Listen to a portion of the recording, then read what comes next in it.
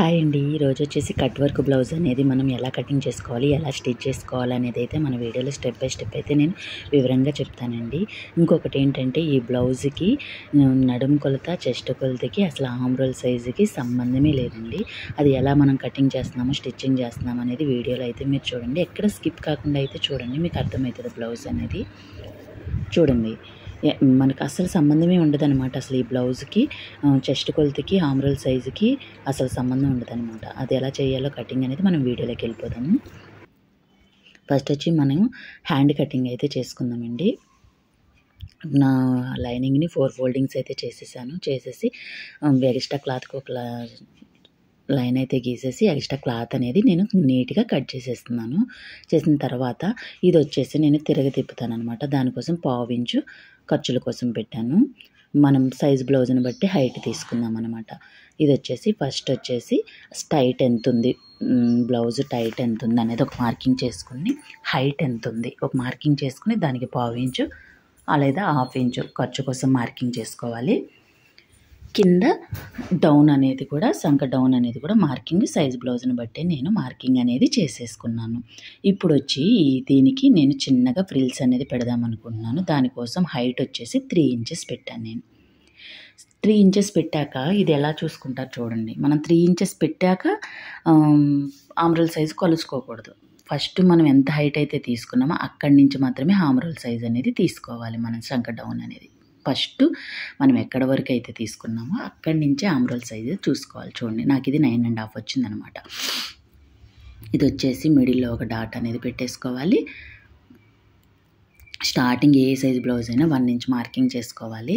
ఇట్లా మిడిల్లో ఈ 1.5 పెట్టుకోవాలి. ఈ 1.5 కూడా పెట్టలేదండి నేను. ఇది 7.5 ఉంటుంది అనమాట ఆర్మ్ రోల్ సైజు. అందుకోసం అని చెప్పేసి 1.5 పెట్టాను నేను. 1.5 ఒక మార్కింగ్ చేసుకుని ఈ కరువు స్కేల్తో ఇట్లా 2 సైడ్లు మార్కింగ్ చేసుకుంటే మనకి హ్యాండ్ కరువు అనేది వచ్చేస్తుంది.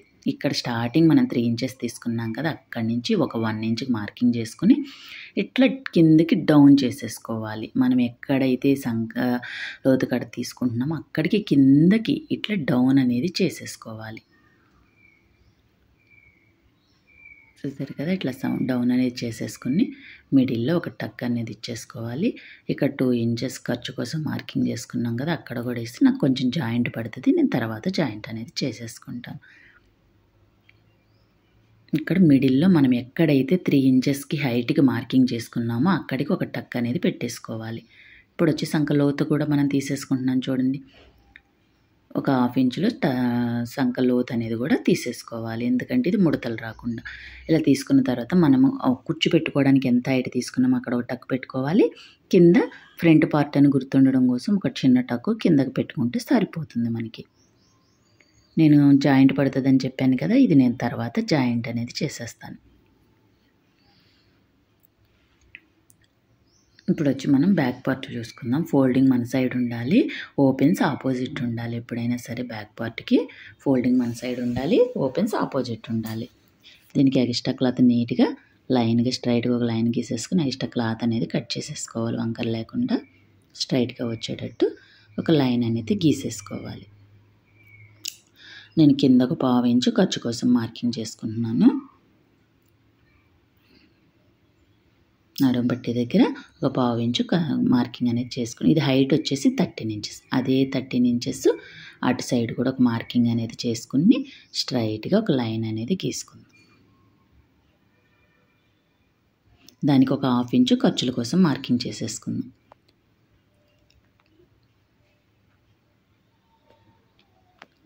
ఇప్పుడు వచ్చేసి వీళ్ళది వెస్ట్ కొలత వచ్చేసి 8.5 వచ్చిందండి. చూడండి, నేను నడుము దగ్గర మనం ఈ పట్టి కాడి నుంచి మనం స్టిచ్ చేసుకున్న కాడ కొరకు పెట్టుకున్నాం 8.5. 1 ఇంచు డాట్స్ కోసం 2 ఇంచు ఖర్చుల కోసం మార్కింగ్ చేసుకున్నాను నేను. 8.5 వచ్చింది. ఇప్పుడు చెస్ట్ కొలత కొలుచుకుందాం మనం. ఫస్ట్ నడుము దగ్గర నుంచి నేను సైజు బ్లౌజ్ని బట్టి పెట్టుకున్నాను చూడండి. ఎందుకంటే వీళ్ళకి నడుము కొలతకి చెస్ట్ కొలతకి అసలు సంబంధమే లేదు. చూసారా, హైట్ వచ్చేసి నేను మార్కింగ్ అయితే బ్లౌజ్ మీద ఉన్నదానికి ఒక 1/2 ఇంచు పైకి మార్కింగ్ చేసుకున్నా, ఖర్చు కోసం అని చెప్పేసి మార్కింగ్ చేసుకున్నాను నేను. ఇప్పుడు వచ్చేసి మనం చెస్ట్ కొలత కొలుచుకుందాం. చెస్ట్ కొలత వచ్చేసరికి 9.5 వచ్చింది మనకి. అంటే మనకి ఎంత 9.5 అంటే 38 సైజ్ బ్లౌజ్ అనమాట. 38 వచ్చింది మనకి. చెస్ట్ కొలత వచ్చేసి 38 వచ్చింది. 38 9.5కి మార్కింగ్ చేసుకున్నాను నేను. దీనికి నేను షోల్డర్ వచ్చేసి 5 మీద 2 పాయింట్స్ పెట్టానండి. నేను వీళ్ళకి షోల్డర్ జారకుండా ఉండాలన్నారని. మనకి చూడండి సంక డౌన్ కూడా 5 మీద 2 పాయింట్సే వచ్చింది వాళ్ళది. చూసారా, మనం మామూలుగా అయితే 5.5 అయినా పెట్టుకుంటాం మనకి ఖర్చుకు వచ్చేసరి సంక డౌన్ వచ్చేసరికి. వీళ్ళకి 5.5 కూడా లేదండి. 5 మీద ఒక 2 పాయింట్సే ఉంది. మనకి షోల్డర్ ఎంత పెట్టుకున్నామో కింద సంక డౌన్ కూడా అంతే వచ్చింది మనకి వీళ్ళది. చూసారా, ఆమ్రోల్ సైజ్ వచ్చేసేమో 8 వచ్చింది.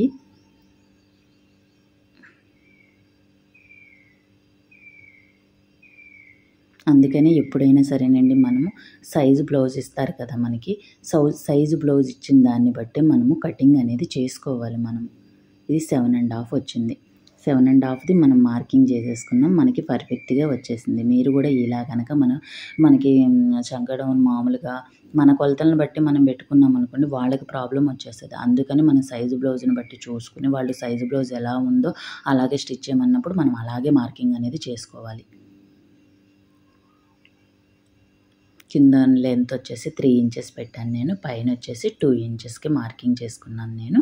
రెండింటిని ఒక లైన్ అనేది గీసేసి కరువు స్కేల్తో రౌండ్ అనేది ఇచ్చేసాను నేను.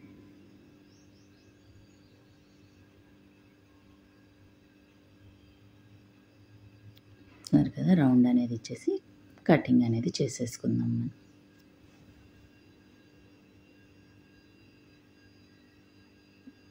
ఎలా అయితే మార్కింగ్ చేసుకున్నామో అలా నీట్గా కటింగ్ అనేది చేసేసుకున్నాం.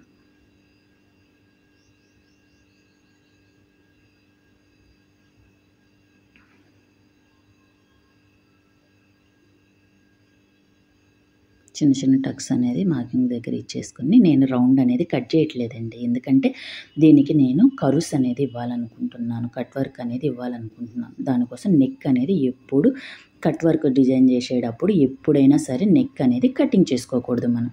నేను కాన్వాన్స్ పేపర్ మీద అయితే నేను స్టిచ్ చేసుకోవాలనుకుంటున్నాను. మన నెక్ విడ్త్ 2 ఇంచెస్ పెట్టుకున్నాం కదా, కానీ 2 ఇంచెస్లో మనం కట్ వర్క్ అనేది పెడితే మనకి ఏమవుతుంది, నెక్ అనేది ఇట్లా దగ్గరకు వచ్చేస్తుంది, పట్టేసినట్టు అయిపోతుంది అనమాట. అందుకోసం అని చెప్పేసి నేను 2.5 ఇంచెస్కి మార్కింగ్ చేసుకున్నాను. కింద 3 ఇంచెస్కి మార్కింగ్ చేసుకున్నాం కదా మనం, పైన 2.5 ఇంచెస్కి మార్కింగ్ చేసుకుని లోపల సైడ్ నుంచి 1/2 ఇంచ్కి మార్కింగ్ చేసుకున్నాను. మీరు గుర్తుపెట్టుకోండి, లోపల నుంచి 1/2 ఇంచ్కి మార్కింగ్ చేసుకున్నాం. అర్థమవుతుందా? మనం అదే 2 ఇంచెస్ తీసుకుంటే మనం లోపల నుంచి మార్కింగ్ చేసుకోవాలంటే మనకు అవ్వదు కదా. అందుకోసం అని చెప్పేసి నేను 2.5కి మార్కింగ్ చేసుకుని 1/2 ఇంచ్ లోపలికి మార్కింగ్ చేసుకుని కర్వ్స్ అనేది లోపలికి ఇచ్చుకున్నాను నేను. చూసారా, ఇప్పుడు నేను మామూలుగా నార్మల్గా ఇట్లా మనం ఇస్తే మనకి కరుస్ అనేది రాదు కదా. నేను రౌండ్ ఇవ్వడం మర్చిపోయాను మీకు, అందుకని మళ్ళీ నేను వివరంగా మళ్ళీ చెప్తున్నాను చూడండి. మనం ఫస్ట్ ఇట్లా రౌండ్ అనేది ఇచ్చేసుకుని ఒక 1/2 ఇంచ్కి మళ్ళీ ఆ రౌండ్కి అనేది మార్కింగ్ చేసుకోవాలి. లోపలికి ఇచ్చుకుని రౌండ్ అనేది గీసేసి ఈ రౌండ్లోనే మనకి కరుస్ వచ్చేటట్టు కట్ వర్క్ డిజైన్ చేసుకోవాలి. ఎప్పుడైనా డిజైన్ చేసుకునే కట్ వర్క్ మార్కింగ్ చేసుకునేటప్పుడు ఫ్రెండ్స్ ఇక్కడ ఎడ్జ్లో నుంచి మాత్రమే మార్కింగ్ చేసుకుని పైకి వెళ్ళాలన్నమాట. పై నుంచి కిందకి రాకూడదు. ఎప్పుడైనా కింద నుంచి పైకి వెళ్ళి మార్కింగ్ చేసుకోవాలి మనం. చూడండి, నేను ఒక 1.5 ఇంచు వెడల్పు ఉండేటట్టు కరుస్ అనేది ఇచ్చుకుంటున్నాను నేను. చూడండి, సింపుల్గా ఇట్లా మార్కింగ్ అనేది చేసేసుకుంటే మీకు నీట్గా అర్థమవుతుంది ఇది. చూడండి, ఇక్కడ లాస్ట్కి వచ్చేసరికి ఈ కరువు దగ్గర ఒక ఇట్లా రౌండ్ అనేది తిప్పేసుకుంటే మనకి షేప్ అనేది వచ్చేస్తుంది. కింద ఒక 1 ఇంచ్ మార్కింగ్కి ఖర్చు కోసం మార్కింగ్ చేసేసుకుంటున్నాను నేను.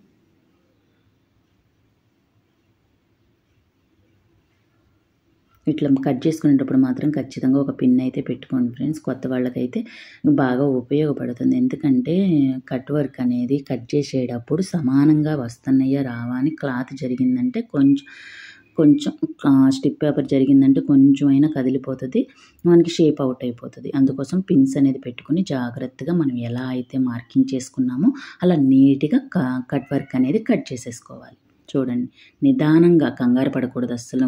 ఇట్లాంటి డిజైన్స్ ఏమైనా కట్ చేసుకున్నప్పుడు అస్సలు టెన్షన్ పడొద్దు, కంగారు పడొద్దు. అనుకుండా నీట్గా ఇలా కట్ చేసుకుంటే మనకి ఇది పర్ఫెక్ట్గా వస్తుంది. పైన వచ్చేసి 1/2 ఇంచ్కి మనం ఖర్చు కోసం మార్కింగ్ చేసుకున్నాం కదా, అక్కడి నుంచి లోపలికి కట్ చేసుకో. అది ఎందుకు అంటే మనం స్టార్టింగ్ నెక్ పెట్టుకునేటప్పుడు కదలకుండా ఉండడం కోసం, అటు ఇటు కదలకుండా ఉండడం కోసం స్టార్టింగ్ అనేది ఎప్పుడు నెక్ కట్ చేసుకోకూడదు. ఇప్పుడు ఇలా పెట్టుకోవడం వల్ల చూసారు కదా, మనకి లైన్ స్ట్రైట్గా వచ్చేస్తుంది మనకి.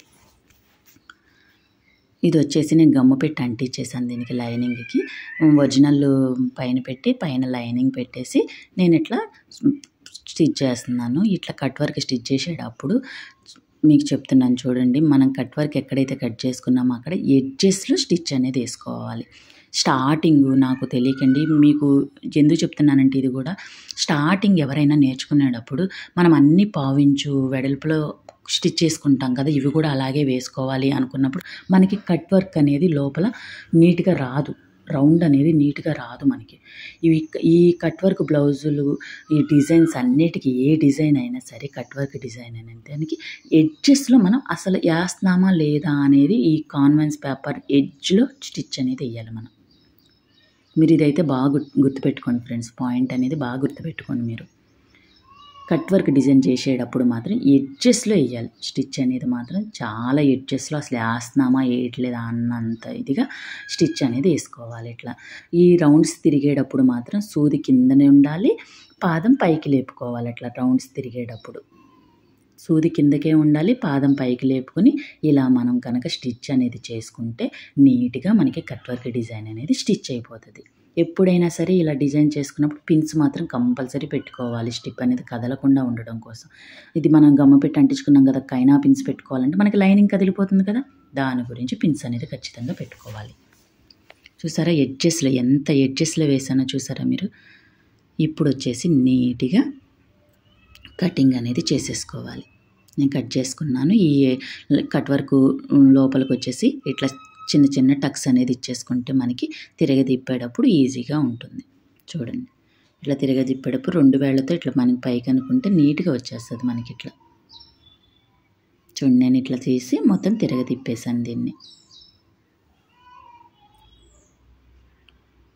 తిప్పేసిన తర్వాత నేను పైన ఒక టాప్ స్టిచ్ చేయకోకుండా ఐరన్ చేసేసుకున్నాం. మీరు కావాలంటే ఒక టాప్ స్టిచ్ అనేది వేసుకోవచ్చు. ఐరన్ చేసుకుంటే అసలు టాప్ స్టిచ్ అనేది వేసుకోకర్లేదు ఫ్రెండ్స్. ఇట్లా ఐరన్ చేసేసుకుని నీట్గా లైనింగ్ అంతా అటాచ్ చేసేసుకుంటే సరిపోతుంది. చూడండి, నేను అటాచ్ చేసేసుకుని దీనికి ఒక చిన్న డోరీస్ అనేది పెట్టేసుకున్నాను. సింపుల్గానే హ్యాంగింగ్స్ అనేది ఇచ్చేసాను నేను. సరే, బ్యాక్ పార్ట్ అయితే రెడీ అయిపోయింది మనకి. ఇప్పుడు వచ్చేసి హ్యాండ్ మనం చిన్న ఫ్రిల్స్ పెట్టుకుందాం అనుకున్నాను కదా, అది కూడా మీకు ఎలా పెట్టుకోవాలో, నీట్గా ఎలా రావాలో చెప్తాను నేనైతే. మీరు వీడియో అయితే ఎక్కడ స్కిప్ కాకుండా చూడండి ఫ్రెండ్స్. ఇప్పుడు వచ్చేసి మనం ఫ్రిల్స్ పెట్టుకోవడానికి 3 ఇంచెస్ హైట్ పెట్టుకున్నాం.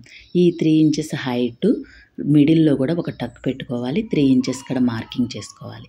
మనం ఎక్కడైతే మార్కింగ్ చేసుకున్నామో అక్కడి నుంచి ఇట్లా చిన్నగా చిన్న చిన్న ఫ్రిల్స్ అనేది నీట్గా పెట్టేసుకోవాలి.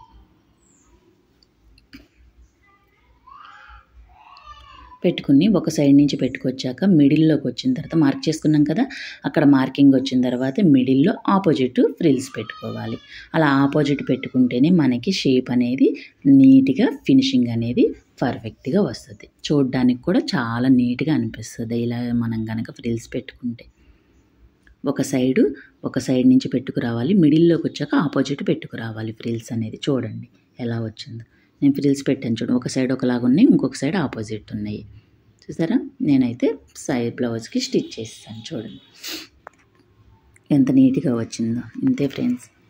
ఫైనల్గా అయితే బ్లౌజ్ లుక్ చూసారు కదా, ఎంత నీట్గా మనకి కర్వ్ షేప్స్ అనేవి ఎలా వచ్చేసినాయో, హ్యాండ్ అనేది కూడా ఎంత పర్ఫెక్ట్గా నీట్గా మనకి వచ్చేసిందో చూసారు కదా. నేను చెప్పిన పద్ధతిలో కనుక మీరు కటింగ్ అనేది చేసుకుంటే బ్లౌజ్ అనేది ఇట్లా నీట్గా పర్ఫెక్ట్గా వచ్చేస్తుంది. నా వీడియో కనుక నచ్చితే తప్పకుండా లైక్ చేయండి ఫ్రెండ్స్. ఫస్ట్ టైం మన ఛానల్ చూస్తుంటే మన ఛానల్ని సబ్స్క్రైబ్ చేసుకోండి. Thank you for watching.